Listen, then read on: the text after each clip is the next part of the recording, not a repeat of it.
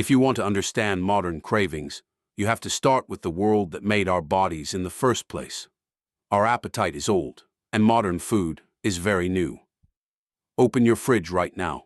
A can of soda, some yogurt, leftover pizza, and maybe some fruit flown in from the other side of the planet. But to your ancestors, none of this is food. So what did they actually eat? The answer would horrify most people alive today. Scientists have found proof in caves around the world. Proof that changes everything we thought we knew about our own species. But to understand it, we have to go back to the beginning, roughly 3 million years ago. Your earliest ancestors were not hunters. They were scavengers. When a lion killed an antelope on the African savanna, it ate the best parts first. The muscle, the liver, the heart. Then the hyenas came in for the rest, and they crunched through the ribs, the skin, and the smaller bones.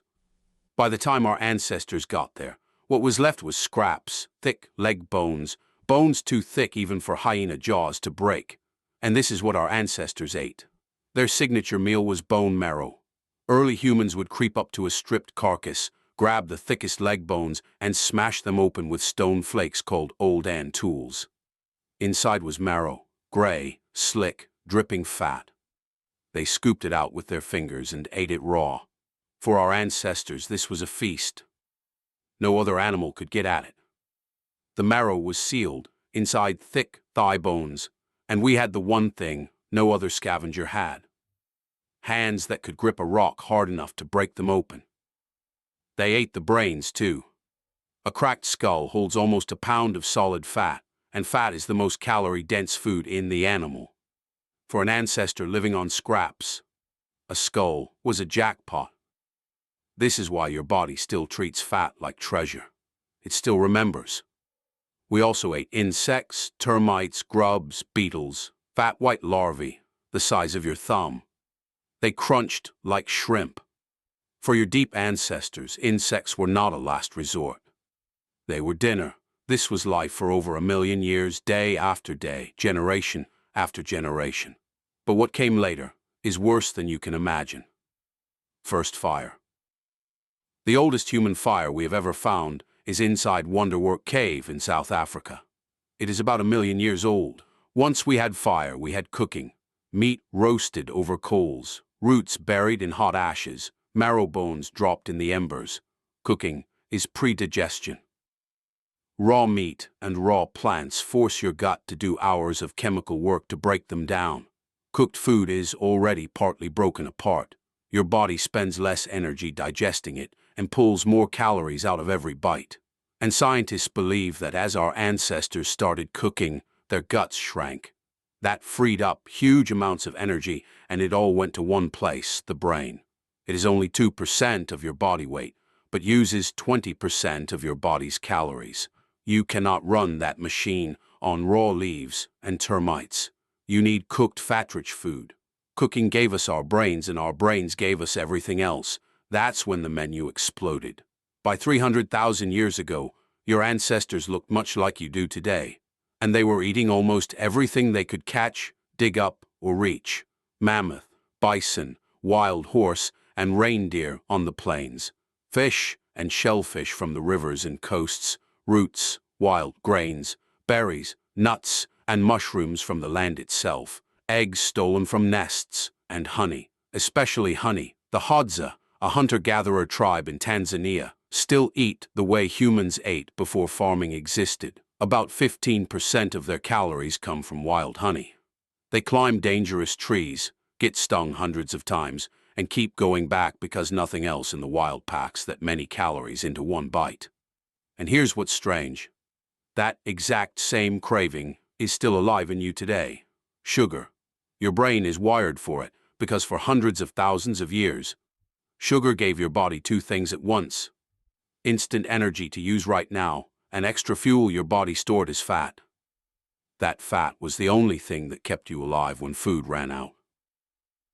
A dripping honeycomb was the richest meal most of your ancestors ever laid eyes on. This is the program running inside you right now. Your body cannot tell the difference between honey in a tree and a donut. Modern food took that ancient signal and turned it into a business. Soda, candy, cereal, sauces, even most bread. Almost every packaged food on Earth is sugar wearing a different costume. That is why you cannot stop eating it. Your body is still trying to store fat for the next time food runs out.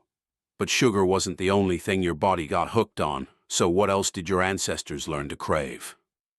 Meat. A single mammoth carcass could feed a tribe for weeks. One big kill saved hundreds of hours that would otherwise have been spent picking berries and digging roots. That saved time became time to raise children, teach skills, make better tools, tell stories around fires.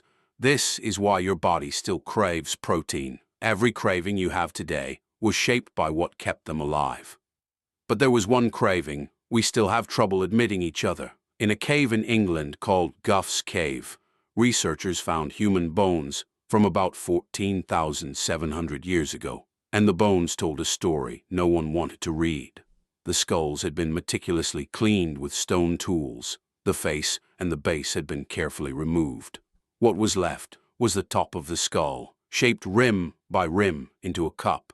The long bones had been cracked open, the same way your earliest ancestors cracked open antelope bones for snorts, the marrow. And here is where it gets worse. This wasn't starvation. The same cave contains the remains of horses, deer, and other animals. There was plenty to eat. A 2017 study calculated how many calories a human body actually provides. The answer is around 125,000. A single bison holds 600,000. A mammoth, 3 million. Humans weren't efficient food. They were a choice. One forearm bone found at Gough's Cave was carved with a zigzag pattern after the meat was gone.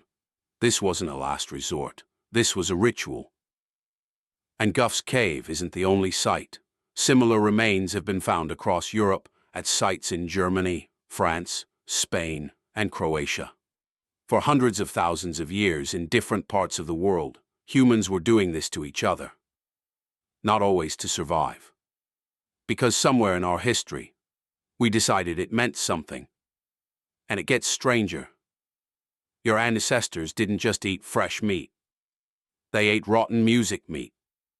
When a hunter killed an animal, they couldn't eat the whole thing at once, so they buried it. Stashed it in caves. Hid it in cold streams for days, for weeks. Sometimes months. By the time they came back, the meat was crawling with maggots and ryeweed of decay. They ate it anyway. Some researchers think they even preferred it that way. Rotting meat has already been partly broken down by bacteria. Easier to chew, easier to absorb. The bacteria even produce B vitamins your body needs. Your body still remembers this. Every fermented food you love is controlled rot. Cheese, yogurt, sourdough, beer, wine, soy sauce, pickles, they are all rot, slowed down and made safe. Your taste for cheese didn't develop in a French dairy. It developed on a savanna 100,000 years ago. Eating something far worse. Every craving you have today for fat, for salt, for sugar, for the richest thing you can find, is still running inside you right now. Your body doesn't know about grocery stores or refrigerators. It only knows this. Eat what's rich. Eat what's rare. Eat while you can, because tomorrow there might be nothing. At 11 p.m. when you open the fridge, even though you're not hungry, you're running a 3-million-year-old program, still scanning, still trying to keep you alive. But the world it was built for is gone. If you took a modern human and dropped them into the world of 50,000 years ago, they would probably die in days. You would not know how to find water. Half the plants would be a mystery, and you would not be strong enough to run down an animal, climb a tree for honey, or crack open a thigh bone for marrow. You would die staring at a landscape full of food you could not see. But if you dropped a 50,000-year-old human into your kitchen, they would think they had walked into a god's pantry. They would not understand any of it. A cold, sweet drink sealed in metal. Bread that someone else baked. Milk that sat sealed and fresh for weeks. Fruit from places they had never heard of. Food that nobody had to chase. It would look like the richest place anyone had ever walked into. For 3 million years, every human who ever lived was hungry, cold, and tired. You might be the first one who isn't. And you have no idea how rare that matters because people usually notice the headline, but miss the mechanism underneath. When you slow the event down, the pattern becomes much easier to see.